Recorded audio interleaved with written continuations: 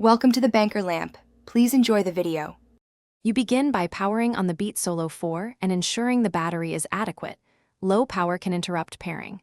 Once the headphones blink, open your iPhone settings and go to Bluetooth. Keep that screen visible because devices appear only while scanning. Press and hold the headphones power/pair button until the LED flashes. This actively advertises the device. You do this now to initiate discovery. It's faster than toggling Bluetooth repeatedly, and it prepares both devices to exchange the handshake. Once your Beats show up under other devices, tap the name to pair. You will feel a brief confirmation tone if successful. If a prompt appears, accept it. Sometimes iOS asks to allow notifications or to use device features.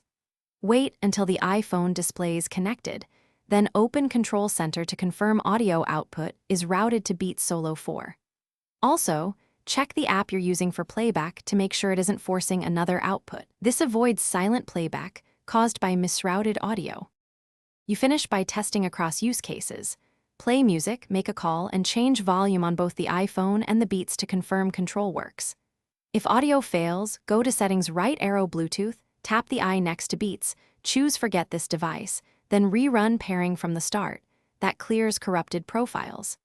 If trouble continues, update iOS and any Beats firmware via the Beats or Apple Support app, and restart both devices. This often resolves persistent connectivity or codec negotiation issues. Thanks for watching. If this was helpful, leave a like and consider subscribing. See you next time.